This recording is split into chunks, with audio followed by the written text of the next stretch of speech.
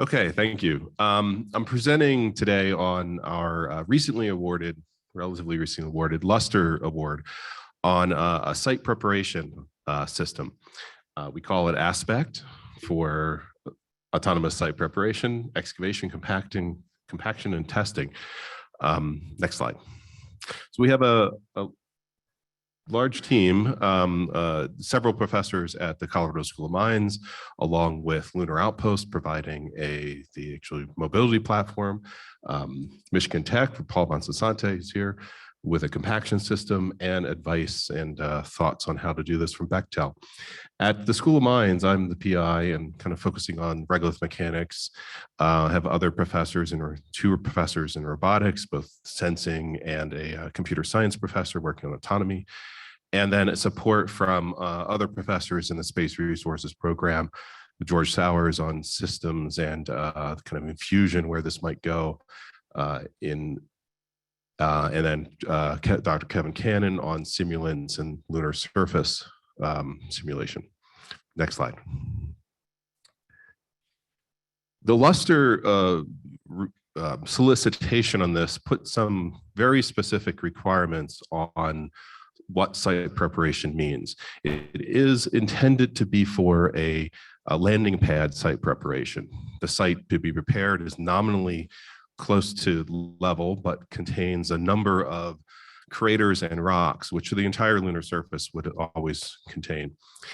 Also, we are going to do a terrestrial test of the system, fully preparing a 10-meter diameter site here on Earth, of course. So this is a very important aspect of this project is proper understanding of the effect of low lunar gravity on excavation systems, mobility, and moving material. On Earth, we really use the higher gravity here on Earth to provide the traction forces and the excavation forces.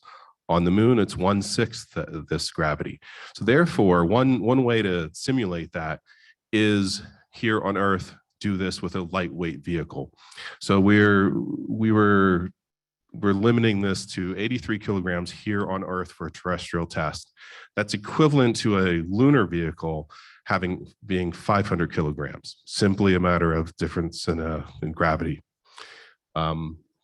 So this gives us the equivalent terrestrial test with reaction forces that are similar to what you'd have on the moon. Next slide. Well, actually, this covers some of what I just said. But then this is our approach, is to minimize regolith movement, carefully managing cutting forces with traction forces of this vehicle. We also intend to move only the loose regolith. The natural lunar surface has a very top few centimeters, are inherently loose. We also have the intent that when we need it to dig or excavate deeper, we rip the surface with rippers on the bucket or use the rover grousers to reduce the surface to a lower density state.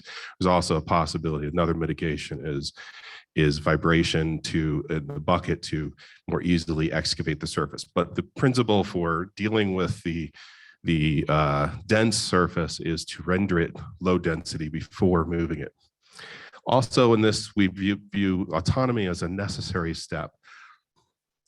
That this is a preparation that will occur before humans arrive, and so therefore autonomy is a highly desirable state or system.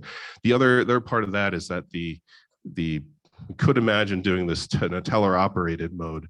I feel that requires a high bandwidth communication Earth to the moon that may be not available at this time. So further autonomy as a necessary step. And then break this. There's a lot of work going on in terrestrial autonomous systems. We have some of the professor at Mines who's been working in this field. We feel this is an important step for us as a field to overcome in space operations to figure out autonomy. So that's an important part of our work. Next slide. So overall, the kind of concept of operations for our system. First, a survey of the site using sensors on board the vehicle. The question, is the surface prepared or not? Initially, of course, it's not. So we go into 3 levels of autonomous planning. First, task planning. The lower section there under task categories are 5 types of tasks: regolith moving, rock moving, compaction of the surface, and periodic charging, as well as finishing step in smoothing the site. Those are a robotic decision or autonomous decision to what is the step that we're going to do in the next period. Then motion planning, that's moved from point A to B, moving certain materials. And then internal and comms and control and estimation is internal to the vehicle. It's kind of careful management of cutting forces and observation of movement of rocks or movement of regolith. Then there's various feedback loops to ensure we're running correctly. And then once the base task plan, individual task is completed, and another assessment of the site. And then moving on to the next task plan, next object to be moved, next surface area to be compacted. Next slide. The mobility platform, as I mentioned, is from Lunar Outpost. They're probably well known that they're sending a few different rovers to the moon on a couple CLIPS missions. We are basing our vehicle off of their Hound vehicle. It's one they built as a terrestrial platform. You see that on the upper right. In the lower right is an early concept of the aspect vehicle in a version meant for lunar use. We're updating that, and in the next couple of months we'll have a better picture of both what the terrestrial version will look like and the flight version. Major efforts underway with de-weighting the Hound rover to get enough payload mass so we can put on our respective payloads. The Hound rover is in roughly the right class, but you remove some superstructure and battery mass, and you can get this down into about the 60-some kilograms of mass, leaving enough mass for payload. Payload is here coming from CSM, a bucket, lightweight wheels and sensors, and from Michigan Tech, a compaction system. Next slide. So focusing on the bucket for a little bit, the base principle, as I mentioned, move only loose regolith. Cutting into dense regoliths directly with the bucket without any extra mitigations such as vibration is simply, in my view, a step too far, but we can easily render it in loose when needed. So we manipulate the bucket. We use the bucket as well to move rocks and throughout minimize excavation forces. The bucket can be used in different configurations, used to move rocks, move regolith, smooth the surface, or rip the surface if necessary. We also look carefully at designing both bucket and wheel together so that they're matched to the bucket excavation forces are matched with what the wheels can do. Internally, the whole system will monitor slip and loss of traction and take grid actions such as lifting the bucket to push less regolith when necessary. That basic principle is something that a skilled terrestrial excavation operator will always do if they notice a loss of traction. You have common strategies to mitigate it. Next slide. So we've looked at there's analysis methods to look at regolith and excavation forces, the Backlund and Becker analysis. And here is just showing that we've looked at this carefully to find a solution for the problem. Particularly with what is most important is the number of grousers and the size of the grousers to maximize traction. We're further refining this with laboratory testing to better understand our actual wheel design and bucket design before it goes on the vehicle. Next slide. And then from Michigan Tech is a compaction system that consists of several different elements. The primary elements are needles that are pushed into the ground, and a top plate that also presses on the ground with a prescribed amount of force. The vibration of the needles compacts the surface. The surface plate holds the regolith in to then allow that to settle and compact. An objective of LuSTR is to render the surface to 90% relative density. This is really high density. The natural lunar surface reaches this density at about 20 centimeters of depth. So we will have to naturally compact about 20 to 30 centimeters per compaction step in the deeper areas. We are looking at the actual amount of pressure needed. Initially, we're thinking it's no more than 100 kilopascals. There's some early experimental evidence suggesting it's much less, but we'll be reporting on that later later in the year. Next slide. And what's at Michigan Tech, there's work going on building laboratory demonstrations of this. This compaction system itself will actually be tested in vacuum, whereas a full system is tested in air, but the compaction process at Michigan Tech will be a vacuum tested system. And so initially there's some laboratory work to ensure we understand our compaction process before we start deploying it with a rover. Next slide. For state estimation and sensing, we have a number of sensors planned. It's both cameras for visual tracking and LiDAR, as well as then internal sensors for wheel rotation, torque, and then measurement of, there's a necessary step for LuSTR to measure the final surface roughness. All of that comes from our sensors. Some of these provide the survey of the site, others provide internal sensing to ensure we're successfully moving regolith and maintain traction. Next slide. In the area of autonomy, we're going through right now setting up the system, which starts with defining what the tasks are, what the limitations are, what the requirements are. So I've mentioned already, there's this rock movement. There are a couple different strategies for moving a rock in this situation: lifting it, pushing it, rolling it. There's a matter of how much regolith can we really practically move in one step. We view this as we're not going to overload the bucket. We want just a sufficient amount that's realistic for what the vehicle can do. And then planning the motion planning.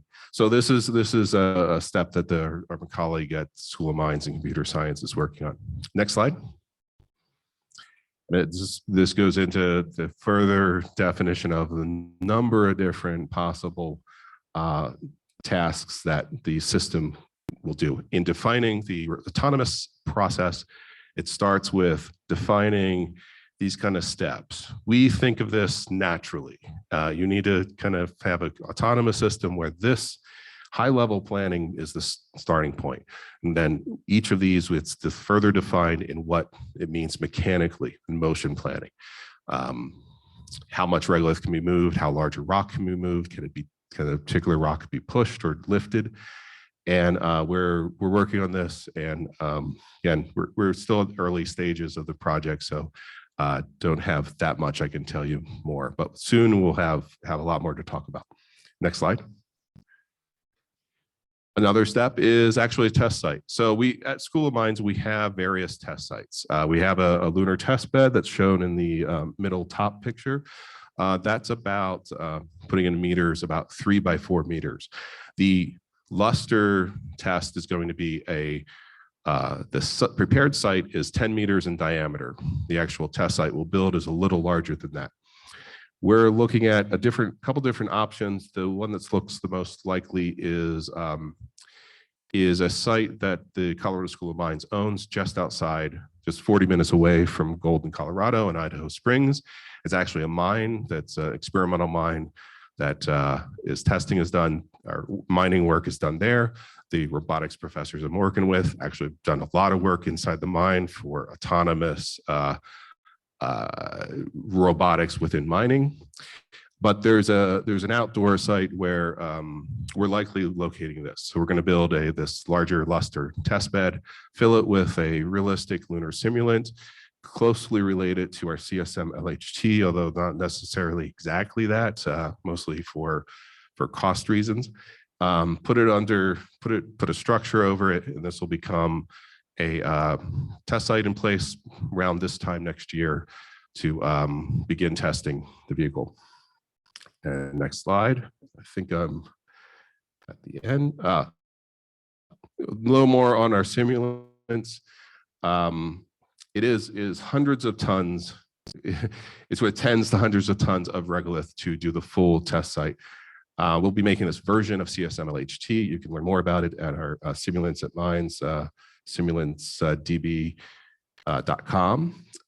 And then we also have lightweight rocks. This is also an important aspect. The difference in lunar and terrestrial gravity is a big factor here. So the rocks we're moving are not full weight, normal density rocks. That would be far exceed the capability of this vehicle. They're lightweight rocks. So it could be a pumice, we have foam or some other material. And that's really an important part of the whole project.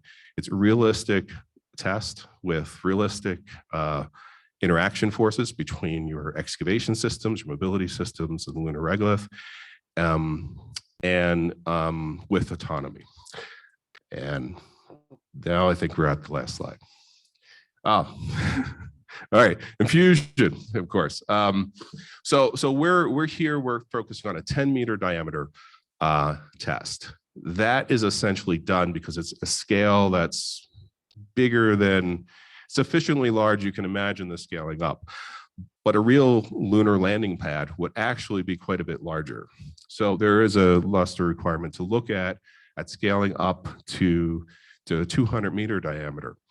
Our thoughts on that is now you have vehicles like we're planning, but you have many of them. They're working together, coordinated, and we'll be looking at just how, the kind of, think of it like the surface area prepared per day that this vehicle can do, how much time it takes to prepare a given area, and to see how many vehicles we would need to prepare a full 200-meter site. I also say, landing pads are definitely an application. There's other applications like roads, habitat, preparation of the surface where you place a habitat, perhaps preparation of the surface for the towers that have been discussed. So we'll be looking at all of these kind of where the system fits in, how much resources it would take to deploy it so it can prepare a large test site or large site on the moon. And next slide. Well, we're kind of early in our progress. We're about halfway through the first year, so we're just beginning to get hardware in. And in a few months, we'll have a lot more to talk about. Maybe in the spring meeting, I could prepare a poster. So the next slide. And that's it. Thank you very much.